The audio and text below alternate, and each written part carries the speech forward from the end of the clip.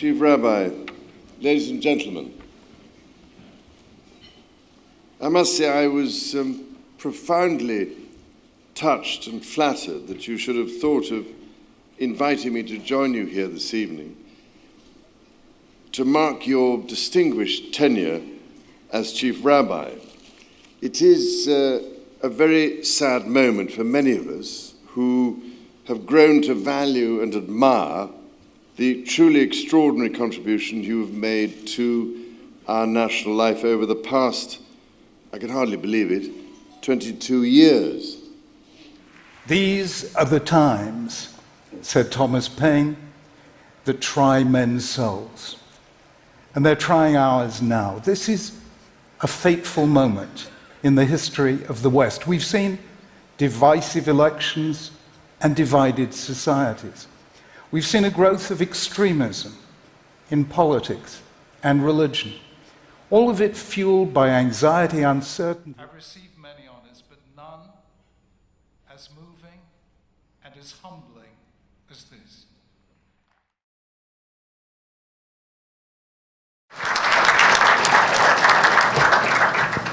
Pleasure to introduce the Chief Rabbi, Lord Sachs, and the most famous modern-day exponent of the atheist perspective, writer, thinker, evolutionary biologist, and perhaps I could say patron saint of non-believers, Professor Richard Dawkins. Do by these presents advance, create, and prefer our trusty and well-beloved Sir Jonathan Henry Sachs, Knight, to the state, degree, style, dignity, title, and honour of Baron Sachs of Aldgate in our city of London.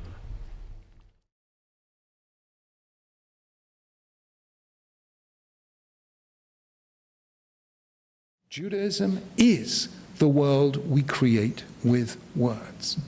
This past week, the Jewish world lost two giants, David Feinstein and the Chief Rabbi, Lord Jonathan Sachs. And I don't want to mix up the two and give one speech about both. So I will speak about Rabbi Feinstein another time. I think that Rabbi Sachs had a very personal impact in every single one of us in our congregation. So I thought what would be best is to have Rabbi Sachs, by cutting some of his speeches and so on, have him speak about himself. When I first heard that Rabbi Sachs passed away, my first inclination was, well, now who's going to speak on the world stage for us? Rabbi Sachs was number one in the world by far of Jewish leaders who spoke to Jews and to non-Jews. And he did it in such a beautiful and eloquent way. So that happened 10 years ago.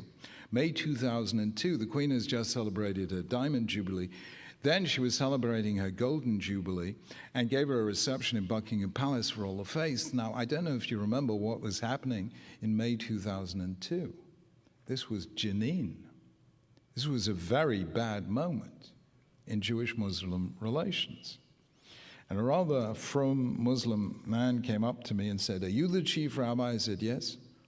He said, "My wife wants a word with you." And I was dreading what she was going to say, and she came up to me with a big hijab. And she said, "Chief Rabbi, I just want to thank you for your book, A Letter in the Scroll." Now, I don't know if you know my book, A Letter in the Scroll. It is beginning, middle, and end, a book about Jewish pride. And yet a very religious Muslim lady comes back up to me and says, "Thank you for writing that book." Rabbi Sachs understood this impact that he had.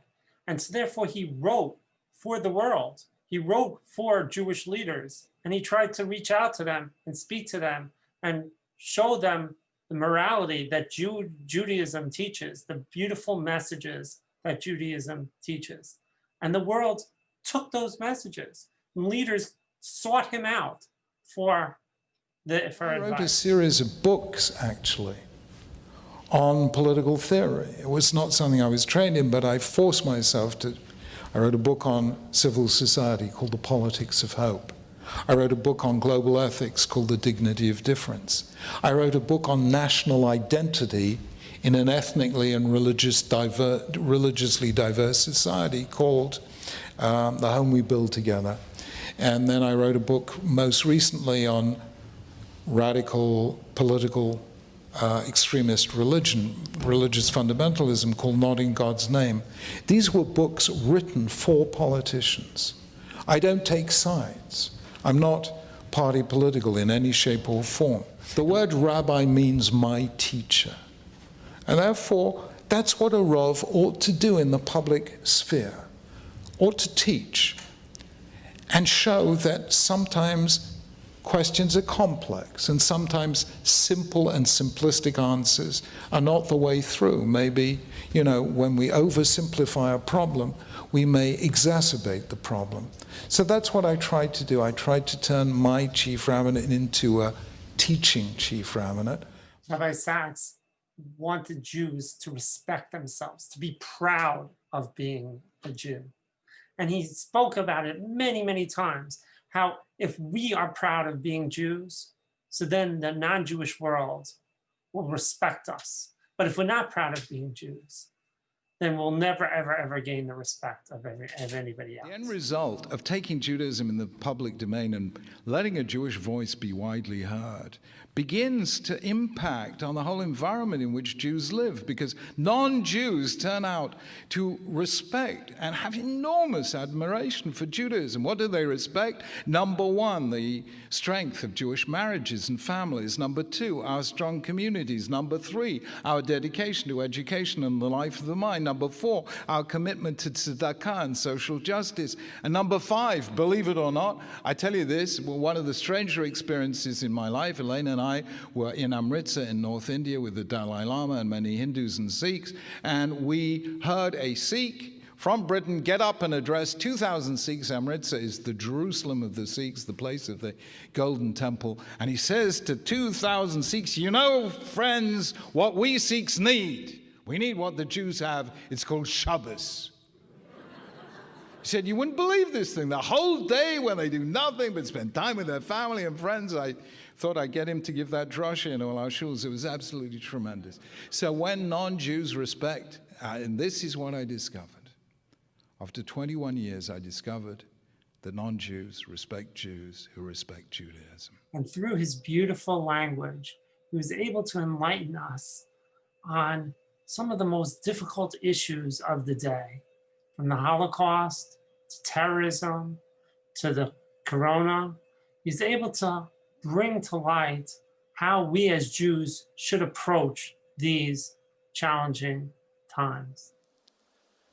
When I became chief rabbi in Britain 22 years ago, back in 1991, somebody knowing that Elaine and I would spend a certain amount of time traveling around the world gave us a directory of world Jewish communities.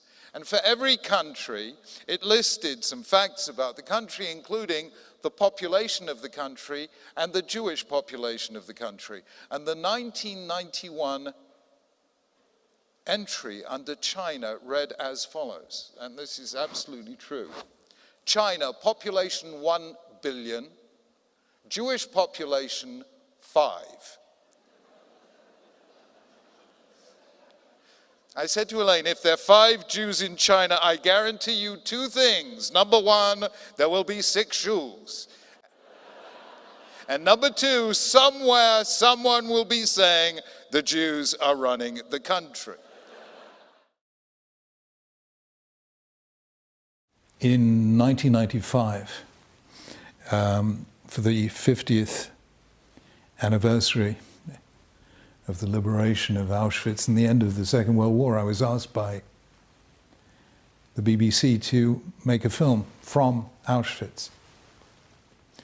And I was reluctant to do so, but I said I will only do so if I can tell the story the Jewish way. And they said, what's the Jewish way? And I said, a Jewish story may begin with tears, but it always ends with hope. So of that half an hour program, 25 minutes of it were from Auschwitz. But the last 5 showed 5-year-old Jewish children at a Jewish day school and Jerusalem rebuilt. He always reminded us that we never know our impact, how much we matter within this world. You never really know how much of an impact your acts have on others, but they do. And the truth is the exact opposite of Shakespeare's Mark Antony, who said the evil men do lives after them. The good is oft interred with their bones. The exact opposite is true. It is the good that we do that lives on after us, and it is the most significant thing that does. I'd like to end by sharing this idea that Rabbi Sacks had that had such a big impact on me and really speaks about who he was as a Jew and his relationship to Hashem. I went around, it was in Tablet magazine, you can read it along with me. He said, one can learn a lot about Sacks from his books, but to understand him, it is just as crucial to recognize what's not in them. Though he seldomly mentioned it, Sacks battled cancer twice, once in his 30s and later in his 50s. Yet unlike many other rabbis and scholars of religion, Rabbi David Wolpe and James Kugel, who incorporated their bouts with cancer in their theological reflections, Sacks makes no reference in his voluminous output. I asked why. It's very simple, he said. I saw my late father in his 80s go through 4-5 major operations. This was not cancer. It was hip replacement and those things. And when you have an operation in your 80s, they sap your strength. He got weaker and weaker as the decades passed. He was walking on crutches at my induction. He was alive for my induction, and that was very important to me. Now, my late father, Alav Shalom, didn't have much Jewish education, but he had enormous emunah. Sacks continued, I used to watch him saying Tehillim in the hospital, and I could see him getting stronger. It seemed to me that his mental attitude was, I am leaving this to Hashem. If he sees that it is time for me to go, then it's time for me to go. And if he needs me to do things here, he'll look after me. And I adopted exactly that attitude. So on both occasions I felt, if this is the time Hashem needs me up there, thank you very much indeed for the time down here. I've enjoyed every day and I feel very blessed. And if he wants me to stay and there's still work for me to do, then he's going to be a part of my refuah, my healing. And I put my trust in him. So there's no test of faith at any point. Just as these simple moments at which to say, Biyad afkid ruchi, Biyado afkid ruchi. And that was that I placed my hands, that in my hands I placed my soul. In his hands I placed my soul. And that was my thought. And since we say that every day in Adon Olam, I didn't feel the need to write a book about it. It was, for me, not a theological dilemma at all. I have faith, says Sacks. Full stop. God does not want us to understand why bad things happen to good people. Because if we ever understood, we would be forced to accept that bad things happen to good people. And God does not want us to accept those bad things.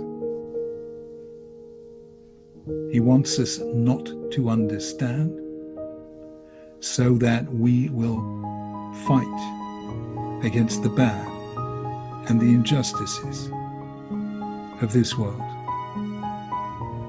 And that is why there is no answer to that question, because God has arranged that we shall never have an answer to it.